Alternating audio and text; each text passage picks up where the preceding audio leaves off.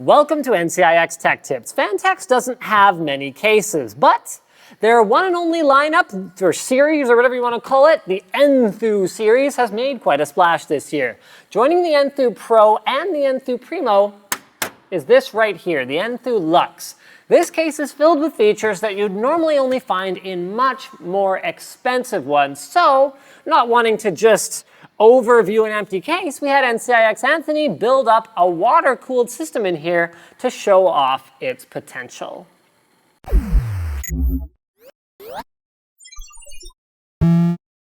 So for any viewers familiar with the Enthoo Primo case, this one will still be quite familiar. It's quite a bit smaller, but the features and the amazing qualities that made the Enthoo Primo such an amazing case, well, many of them are still here.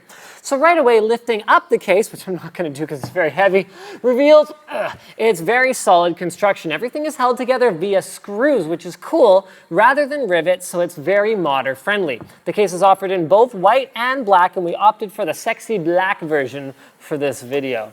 We'll start with a physical tour of the exterior. On the front, we find sandblasted aluminum faceplates with a matte finish. The white one is actually glossy if that's your thing. These are actually plastic, but honestly, that's probably a good thing because it's much less of a fingerprint magnet that way, and most brushed aluminum finishes require pretty fancy coatings on them in order to make them not stain in the longer term. The front also accommodates 3 5¼ bays with a fourth one being a stealth cover for the front I/O.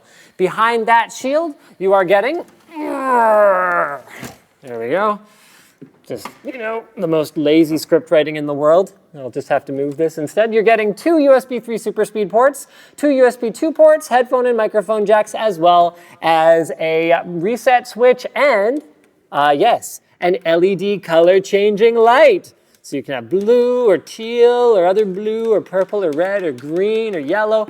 Pretty darn cool. The intake on the front is supplied by a 200mm fan that can be replaced with 2 120 or a single 140mm fan, and the whole front is filtered. However, it should be noted that the side intakes do not have a filter, so some dust will likely still get into your case.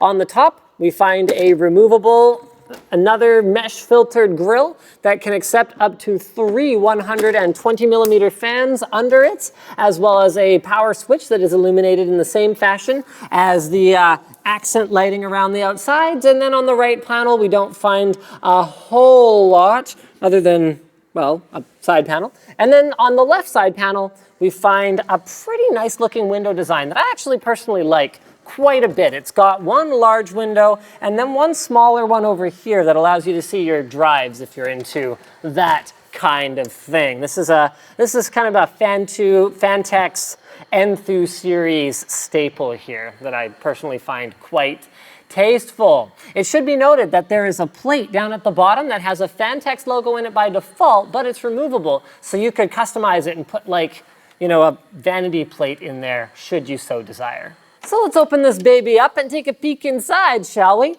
It's really built for water cooling with support for tons of radiators. You can either put a 360mm or a 420mm radiator on top, so that top bit does support up to 3 140mm fans as well. It should also be noted that there are fan filters in the bottom. See?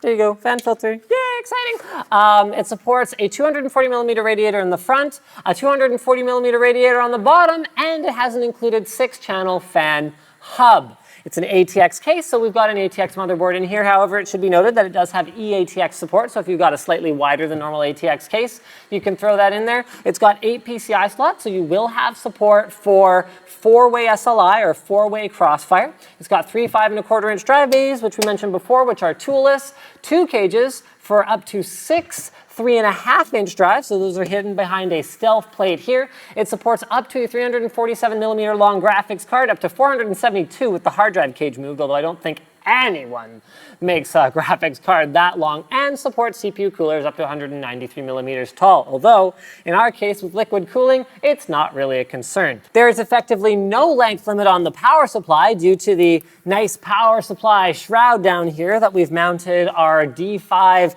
pump reservoir combo to, and then I think that pretty much takes care of the front side here. You've got cable management grommets but we'll have to move around to the back of the case to have a look at what the cable management situation is like back there.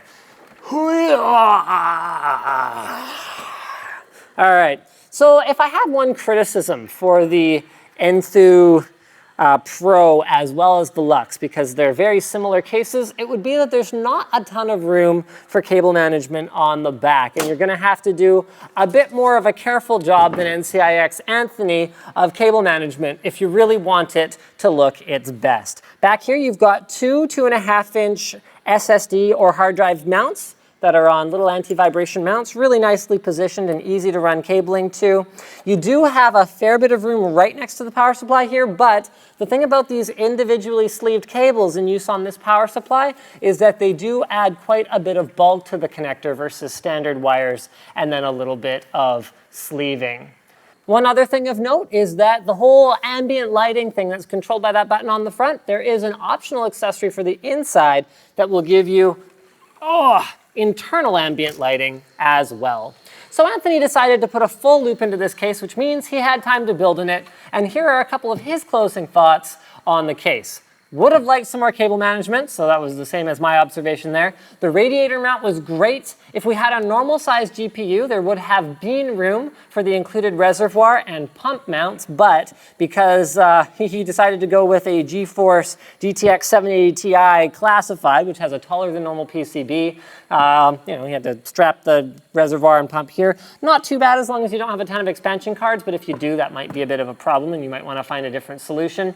Also included with this case is a very nice screw tray with individual slots for all the different screw types. A very big plus, especially for novice builders like Anthony who can't remember which screws go where.